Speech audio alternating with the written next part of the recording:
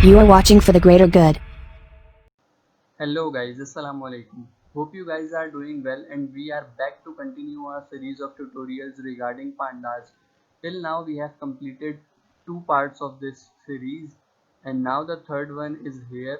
In this tutorial we will be seeing how you can filter data from data frames and from your CSV files and other files format like Excel and all. So without wasting any time, let's move on to our Jupyter notebooks.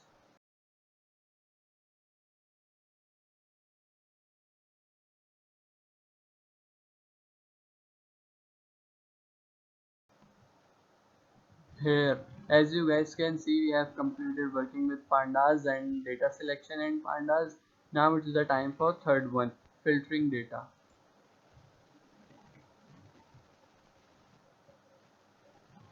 Here we have our third part, so let's start. In this first section, यहाँ पर हमारे पास एक CSV file, let me edit it. यहाँ पर हमारे पास एक CSV file read की जा रही है और उसके ऑप्शन सेट किए जा रहे हैं. ये मेथड हमने पढ़ा था अपने फर्स्ट पार्ट में कि मैक्सिमम रॉज सिलेक्ट करनी है और कितनी रॉज हो, मैक्सिमम 6 रॉज हो. हमने ऑप्शन सेट किया है कि 6 रॉज सिलेक्ट करनी है. बाय डिफॉल्ट सिलेक्ट 10 रॉज होती हैं. So let me execute it.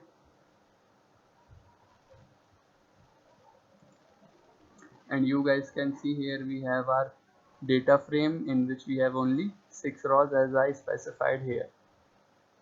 So now moving on to filtering data.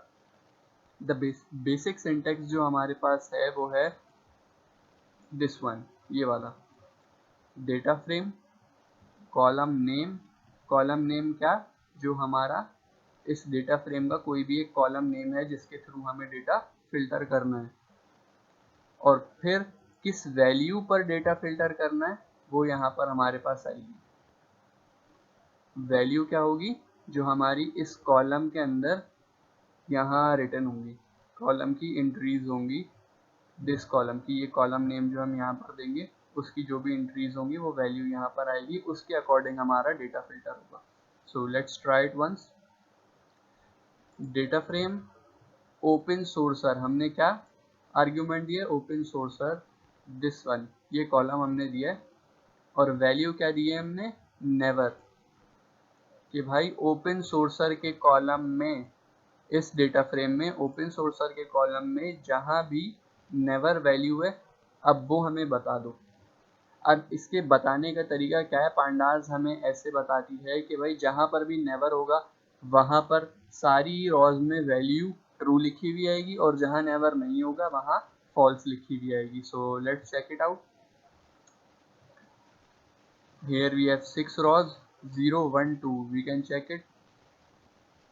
0 open sorcerer never, तो हमारे पास क्या है, ट्रू वैल्यू आ रही है. 1 ओपन सोर्सर नेवर नहीं है, कोई और वैल्यू है उससे हमें कोई कंसर्न नहीं है. नेवर है या नहीं है बस ये चेक करना है. नेवर नहीं है तो हमारे पास यहाँ पर क्या आ गया, फॉल्स. नेक्स्ट, अब हम इस डेटा फ्रेम, ये जो हमने क्रिएट किया है बूलियन वैल्यूज़ का, इसे हम एक वेरिएबल में सेव कर रहे हैं फिल्टर नाम से. अच्छा, हम यहाँ पर जनरली फिल्टर यूज़ कर सकते थे लेकिन नहीं किया हमने, क्योंकि फिल्टर नाम का एक बिल्ट इन फंक्शन मौजूद है ऑलरेडी पांडास में. So we can not use this variable as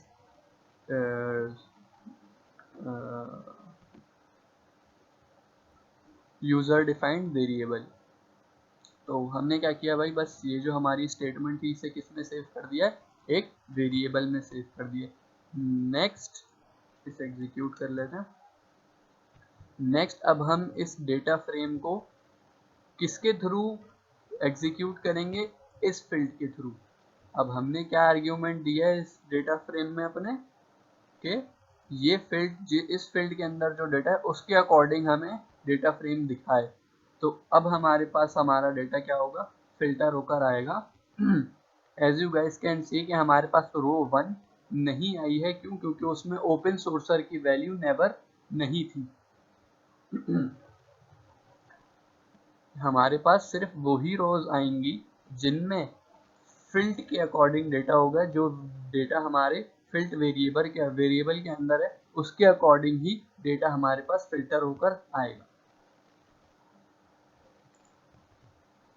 next हमारे पास df.log भी एक तरीका है हमारा डेटा फिल्टर करने का। जैसे उसमें हमने df स्क्वायर ब्रैकेट्स के अंदर फील्ड पास किया था, यहाँ df.log स्क्वायर ब्रैकेट्स के अंदर फील्ड पास करेंगे। अब ये .log के थ्रू फिल्टर करना ये हमारे लिए ज़्यादा फ्लेक्सिबल है, ज़्यादा आसान भी है।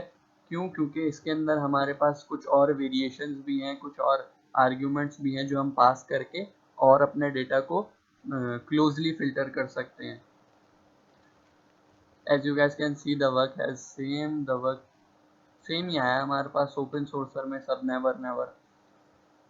नेक्स्ट अब हम क्या कर रहे हैं, .log के थ्रू हमने फील्ड तो पास किया है, लेकिन अब हमें पूरे 85 कॉलम्स नहीं चाहिए।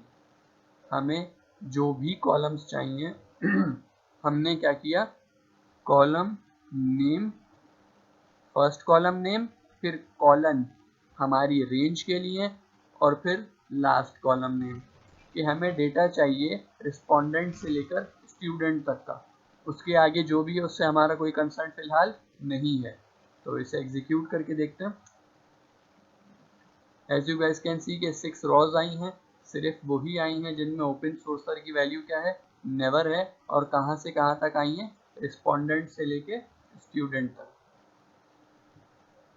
नेक्स्ट हम ये देख रहे हैं कि अभी हमने सिर्फ एक कंडीशन के ऊपर डेटा फिल्टर किया है कि भाई जहाँ ओपन सोर्सर की वैल्यू नेवर हो हमें वो रॉज चाहिए। अब हम मल्टीपल कंडीशंस लगा रहे हैं। As you guys can see here this part is same कि ओपन सोर्सर डेटा फ्रेम में ओपन सोर्सर की वैल्यू जहाँ नेवर हो वो वैल्यू वो रॉज, एंड डेटा फ्रेम में हॉबी लिस्ट के कॉलम में जहाँ वैल्यू यस हो वो रॉज। मतलब जब ये दोनों कंडीशंस ट्रू होंगी, क्यों? क्योंकि बीच में एंड ऑपरेटर लगा हुआ है, जब ये दोनों कंडीशंस ट्रू होंगी वो वाली रॉज जिनमें ये दोनों कंडीशंस ट्रू हो रही है वो हमें फिल्टर करके आप दे दीजिए। एग्जीक्यूट करके देखते हैं इसे। तो ये हमारे पास एग्जीक्यूट हो चुका है। अब हमें इस फील्ड के थ्रू अपने डेटा फ्रेम को प्रिंट करवाना है। हमने क्या आर्ग्यूमेंट पास किया .log में, फील्ड कॉमा, अब यहाँ रेंज नहीं दिए, सिर्फ क्या दिए हैं, कॉलम नेम्स दिए हैं bye separating them from a comma. Now you guys can see कि हमने क्या किया है, अपने employment, open sorcerer, hobby list और लैंग्वेज वर्क विद के कॉलम को यहाँ पर फिल्टर किया है। किसके थ्रू? इन दो कंडीशंस के थ्रू कि भाई ओपन सोर्सर की वैल्यू नेवर हो और हॉबी लिस्ट की वैल्यू यस हो, तो हमें सिर्फ वो रॉज दे दो। यहाँ पर जितनी 6 रॉज एक्सट्रैक्ट हुई हैं उनमें ओपन सोर्सर की value never and hobby list की वैल्यू यस आई है, as you can see. Next हमने फिर दोबारा यही फंक्शन अप्लाई किया है और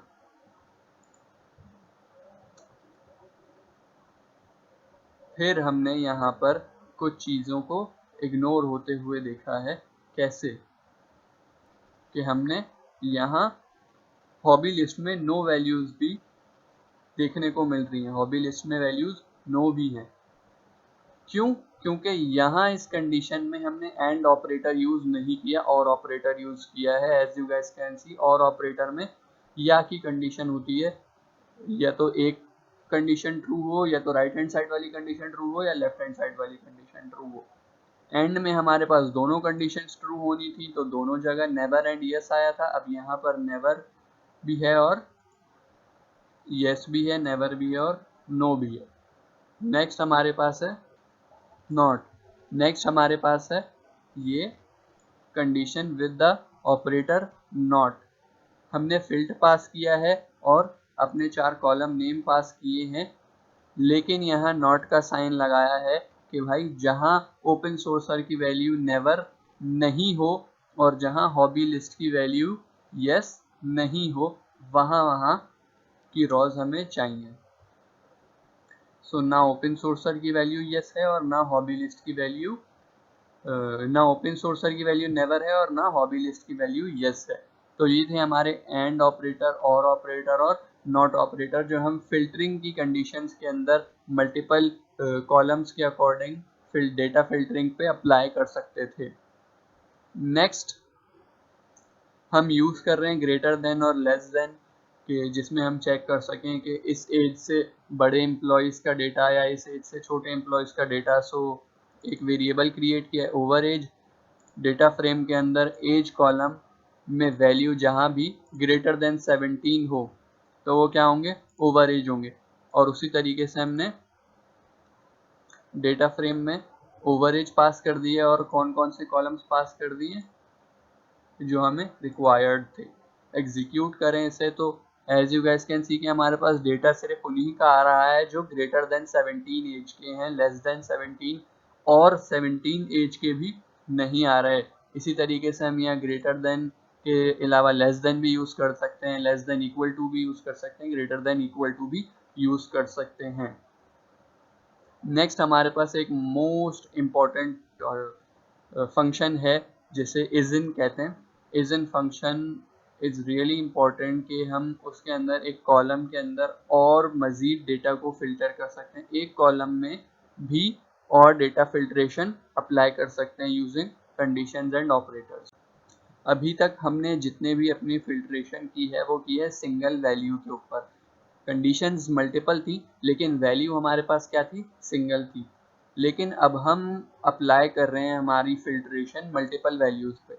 लाइक दिस, हमने एक लिस्ट क्रिएट की है कंट्रीज की, पाकिस्तान, इंडिया एंड बांग्लादेश, और एक फील्ड के वेरिएबल में हमने अपने कंट्री कॉलम को इस डेटा फ्रेम के अंदर क्या पास किया है, अपनी लिस्ट को पास किया है कि कंट्री इज इन कंट्रीज। जहां जहां भी हमारी इस कंट्रीज वैल्यूज, इस कंट्रीज लिस्ट की वैल्यूज हो, वो वाली रॉज हमें चाहिए।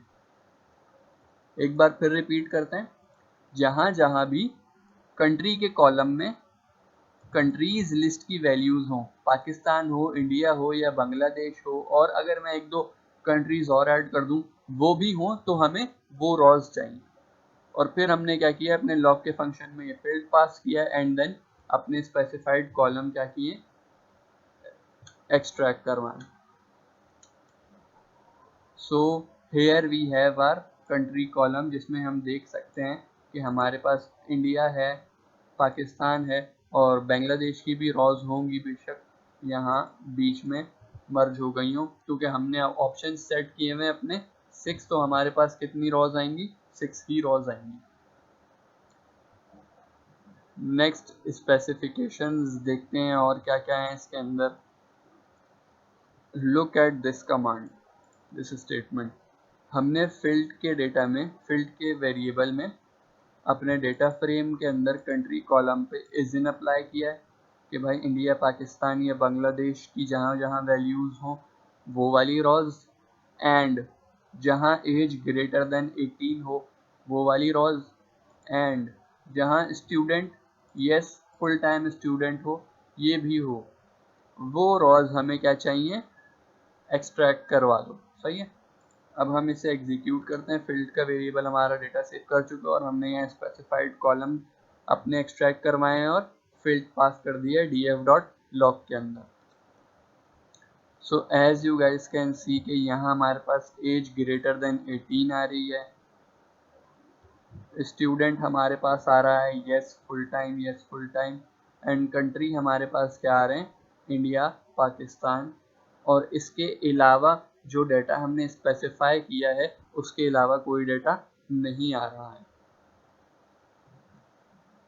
नेक्स्ट लैंग्वेज वर्क विद के थ्रू हम अपने डेटा को वो कर रहे हैं। अब देख सकते हैं आप लोग के मैंने अपने फील्ड के वेरिएबल के अंदर क्या पास किया है, एक सीरीज पास की है, किसकी, लैंग्वेज वर्क विद के कॉलम की।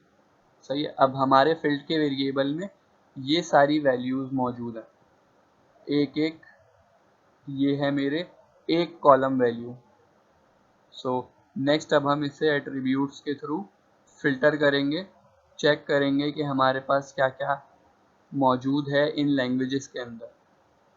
फिल्टर, डेटा फ्रेम हमने क्या यूज़ किया है, हमारी सीरीज़ का लैंग्वेज वर्क विद का कॉलम, .str हमारी क्लास है या ऑब्जेक्ट है, डॉट कंटेन्स उसका मेथड है, एंड देन आर्ग्यूमेंट्स हमने क्या पास किए, पाइथन के लैंग्वेज वर्क विद के कॉलम के अंदर एक भी वैल्यू में अगर पाइथन है तो वो रो हमें चाहिए।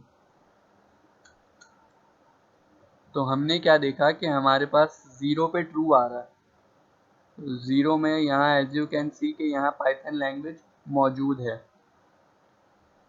हमारे पास 1 पे भी ट्रू आ रहा है, सो 1 पे भी हमारे पास पाइथन मौजूद है, एंड देन 3 पे 2 पे फॉल्स आ रहा है। तो 2 पर क्या है, HTML CSS पाइथन नहीं है। तो ये कंटेन्स का जो फंक्शन है ये हमें एक स्ट्रिंग के अंदर क्या करता है, एक स्ट्रिंग के अंदर वैल्यू कंटेन कर रहा है, वो वैल्यू एक्सट्रैक्ट करके दे रहा है। स्ट्रिंग डॉट कंटेन्स क्या इस की वैल्यू लैंग्वेज वर्क विद की एक वैल्यू का स्ट्रिंग पाइथन कंटेन कर रहा है या नहीं कर रहा, ये इसका मतलब है। और फिर हमने क्या किया, इसे फील्ड के अंदर सेव किया और देखा है कि भाई कहाँ कहाँ पाइथन लैंग्वेज मौजूद है और कहाँ कहाँ पाइथन नहीं है। नेक्स्ट अब हम इस फील्ड के थ्रू अपने डेटा को फिल्टर करते हैं। So let us see it works or not. It has given us the error.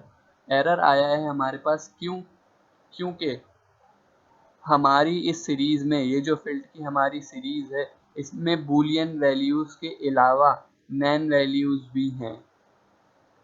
Nain values मतलब एम्प्टी सेल्स भी हैं। तो हमारा फील्ड का वेरिएबल फिल्टर का फंक्शन इस पे वर्क बिल्कुल भी नहीं करेगा। इसके लिए हमारे पास दूसरा रास्ता ये है कि हम नैन वैल्यूज को क्या करें, रिमूव करें। नैन वैल्यूज कैसे रिमूव होती हैं, ये हमने अपने फर्स्ट ट्यूटोरियल में देखा था। Filled df language work with str contains Python na is equals to false. na मतलब नॉट अवेलेबल, जो भी वैल्यूज हैं उनको क्या करो भाई आप फॉल्स कर दो, मतलब वो हमें नहीं चाहिए। फॉल्स कर देगा ऑब्वियसली, क्योंकि वो हमारे फिर डेटा फ्रेम के अंदर जब डाटा एक्सट्रैक्ट हो रहा होगा तो ट्रू वैल्यूज का एक्सट्रैक्ट होगा। ये वैल्यूज ऑलरेडी फॉल्स होंगी तो वो एक्सट्रैक्ट होंगी ही नहीं हमारी सीरीज के अंदर फिल्ड वेरिएबल की। सो लेट अस एग्जीक्यूट इट। अब हमने देखा है कि भाई ये जो हमारी लैंग्वेज वर्क विद का कॉलम है इसमें जहाँ जहाँ नैन वैल्यूज होंगी ना वहाँ वहाँ ऑलरेडी वो फॉल्स पुट कर देगा, और जब वो फॉल्स पुट कर देगा तो फील्ड के वेरिएबल में भी हमारे फील्ड के वेरिएबल में भी वो फॉल्स ही पास होगा।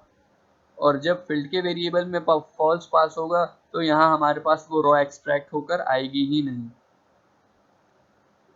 नेक्स्ट हमने कंटेन्स के मेथड के अंदर 3 लैंग्वेजेस पास कर दी हैं। पाइथन कंटेन कर रहा है, सी कंटेन कर रहा है, जावा कंटेन कर रहा है, और फिर वैसे ही नॉट अवेलेबल वैल्यूज को क्या कर दो, फॉल्स कर दो।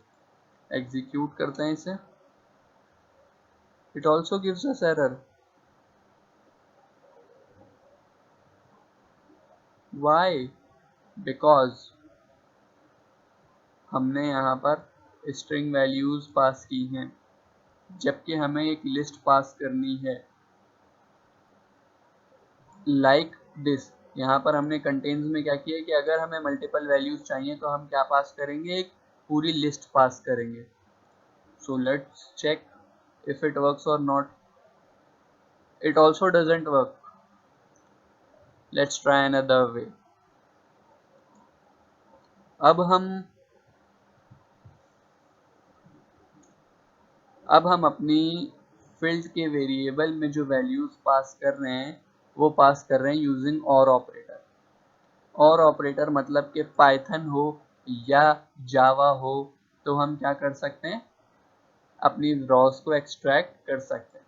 सो let's execute it, it will work and then we will print our data frame. So as you guys can see कि यहाँ पर पाइथन है, यहाँ पर भी पाइथन है। अच्छा, यहाँ पाइथन नहीं है लेकिन जावा है। अब इसने क्या किया है कि जावा स्क्रिप्ट के जावा को चेक किया, क्योंकि इस पूरी वैल्यू को क्या कंसीडर किया जा रहा है, एक स्ट्रिंग कंसीडर किया जा रहा है। अब CSS के बाद टर्मिनेटर है और फिर जावा स्क्रिप्ट है, तो पांडास को इससे कोई कंसर्न नहीं है कि ये दो अलग अलग चीज़ें हैं। पांडास ने क्या किया, इस जावा को एक्सट्रैक्ट किया है, क्योंकि हमने क्या लिखा हुआ है, contains, this string is containing the word Java. अब वो जावा लैंग्वेज है या जावा स्क्रिप्ट लैंग्वेज है, उससे पांडास को कोई कंसर्न नहीं है। नेक्स्ट हम पाइथन और HTML चेक कर रहे हैं। सो पाइथन, HTML हमारा डेटा थॉरली फिल्टर होकर आता जा रहा है, जैसा कि हम अपनी कंडीशंस के अकॉर्डिंग उसे फिल्टर करना चाह रहे हैं। नेक्स्ट हमारे पास यहाँ एक रिस्ट्रिक्शन है कि हम अपने फील्ड के वेरिएबल में जब str.contains यूज़ कर रहे हो तो पाइथन के बाद और कंडीशन लिखते हुए हमें यहाँ स्पेसेस नहीं देने, क्योंकि it will not work for us. यहाँ स्पेसेस देने का मतलब ये है कि हम सर्च क्या करना चाह रहे हैं, हम किसके अकॉर्डिंग डेटा फिल्टर करना चाह रहे हैं, पाइथन स्पेस के अकॉर्डिंग और स्पेस HTML के अकॉर्डिंग, कि HTML से पहले स्पेस हो और पाइथन के बाद स्पेस है। तो ऐसा हमारे डेटा फ्रेम में, ऐसा हमारी फाइल में कहीं भी नहीं है कि पाइथन के बाद स्पेस है या HTML से पहले स्पेस है। ये पांडास इस पूरे को एक स्ट्रिंग कंसीडर कर रहा है कि पाइथन स्पेस एक पूरा स्ट्रिंग है, स्पेस HTML एक पूरा स्ट्रिंग है जो कि सर्च करना है स्ट्रिंग के वैल्यू के अंदर। सही है, तो ये हमारे लिए बिल्कुल भी वर्क नहीं करेगा। Let us see, as I said के यहाँ हमारे पास 3 कॉलम्स हैं और इनमें कोई भी वैल्यू नहीं आई है, क्योंकि पूरे डेटा फ्रेम में पाइथन स्पेस या स्पेस HTML कहीं भी नहीं है। एट लास्ट हमारे पास एक मेथड है डॉट वैल्यू काउंट्स का, जो किसी भी एक कॉलम के अंदर एक स्पेसिफिक वैल्यू की अकरेंस बताता है कि ये कितनी बार अकर हुआ है। लाइक कंट्री के कॉलम में हमारे पास यूनाइटेड स्टेट्स का कितनी बार आया, 20,949 टाइम्स, लाइक इंडिया 9,061 टाइम्स और जर्मनी एंड सो ऑन। जैसा जैसा हमारे कॉलम्स की वैल्यूज रिपीट होती रहेंगी, यहाँ नंबर इंक्रीज होते रहेंगे। This is it for now. If you guys do not understand any point regarding any function or any statement, so you can ask us in the comment section. We will be available for you 24/7. And if you liked it, please share it and do subscribe our channel. Thank you for watching, guys.